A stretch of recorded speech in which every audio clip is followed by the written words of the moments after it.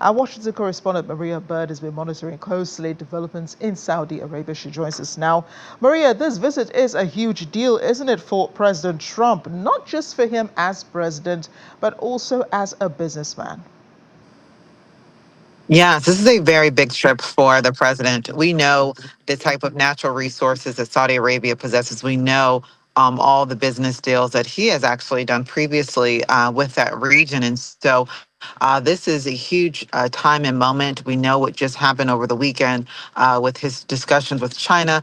We know that he has much expectation about expanding the U.S.'s involvement in trade. And I think this is just another estimate and another testament to really his commitment to being able to address trade across the U.S. and specifically finding ways to increase its trade partnerships. We also know that this is a time where there's very sensitive relationships between Saudi Arabia and Iran. And so he is obviously taking solace with Saudi Arabia in this. And this could be not only just a business piece, but also diplomatic pieces as well. And so the question, though, is how will this impact the U.S. and Iran moving forward?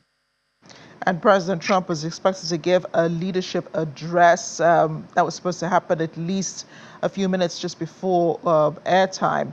What has he said about the deals signed and how will these help the United States? Well, as you mentioned, this is a business piece, right? So his speech is really going to focus on discussing the what he's believed to be unthinkable suffering in several countries in the region. He's going to also discuss the U.S. and Saudi Arabia has imposed obviously some unprecedented sanctions on Iran, and which has caused some resource shortages, which he believes have been funding terror. He's going to be addressing, kind of the ideas around nuclear weapons. And so in the U.S. is not allowing Iran to produce these types of nuclear weapons. So this is going to be a speech really addressing the region as a whole and the U.S.'s commitment to Saudi Arabia and their commitment to increasing the support in that region. Talking about the arms deal, Maria, how important is it for the U.S. and for Saudi Arabia? It kind of does presuppose that the Saudi government does recognize America's supremacy in military defense.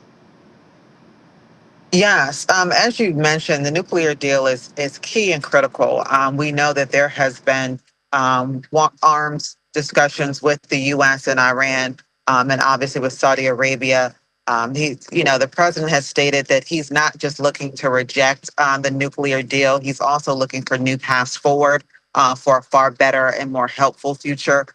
He says we'll have no choice but to inflict maximum pressure to ensure this, and so he's looking to really reject some of the nuclear deals, but most importantly, to find new paths forward. Elon Musk, in many of the videos that we have there, he was amongst the president's entourage, as well as some other business people hoping to get a deal as well in Saudi Arabia. Was he able to clinch any? Well, I think that they are still in the midst. I think we'll find out whether or not he's been able to clinch any. We know, as you stated, this is far more than just the actual political side of this. It's business deals as well. And as you noted, with Musk being there and his heavy interest in expanding his business enterprises. So I think we'll get further details as to if he was able to move anything forward. At this time, we've not heard what he has specifically addressed for his own enterprises. We'll probably get to hear about that in a few minutes. But Maria, I also wanted you to address, the $400 million gift that President Donald Trump received recently from Qatar. Isn't it against the law, I mean, U.S. law that is, for public officials to receive such expensive gifts, especially from foreign governments? Yes, this is receiving a lot of backlash from in the United States regarding this gift of, as you mentioned, a $400 million jet, which is supposedly going to replace Air Force One, according to what they're stating what this gift will be used for. And so this jet is, as you mentioned, this is not in alignment with traditional U.S. customs and even potentially having some legal ramifications in regard to accepting this gift. So the question is, what will kind of come next? Will we actually see this jet replace Air Force One, and how the president will be able to overcome this? Right. And I'm just, thinking if Air Force One is going to be replaced, it wouldn't be with a jet from a foreign country, especially a country that supports Iran, also supports Hamas. I mean, how trusting should the US government be of Qatar at this time? And with such an expensive gift, there must be something they want in return. Well, I think you're addressing exactly where many congressional members are. Obviously, many Americans are, is really around the political ramifications of this gift.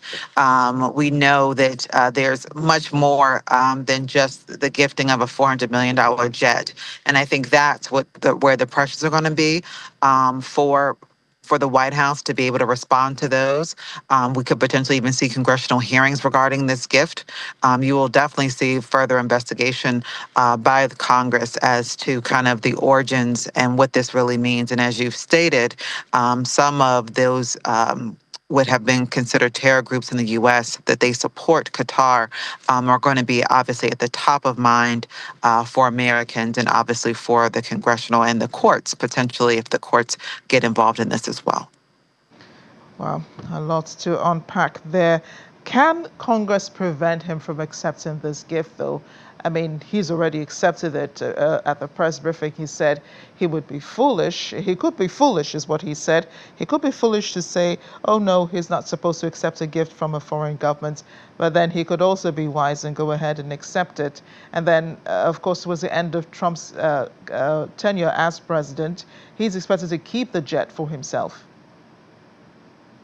Yes, and I think as we've seen before, depending on where his advisors stand on this, if congressional members and those in the Republican Party are able to advise him differently, I don't think he has any problem with turning course, as we've seen him in other instances turn course as well. But as you stated, what we see right now is that he will not be, and he'll be accepting the gift. Congress can enact some laws, but the question is whether or not it'll be able to happen in time before he actually receives the jet and begins to use the jet for as the replacement of Air Force One. So this is unprecedented territory for the United States.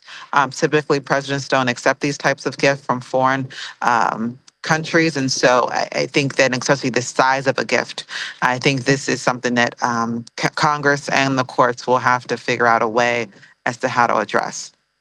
Let's head back to Saudi Arabia. Where is he going from there? I understand this is the first leg of his first tour as president, his second time round. Yes, this is president is also scheduled to travel to Qatar and the UAE, and so this week, so he's going to be making a Middle East tour, obviously, and being able to visit these countries.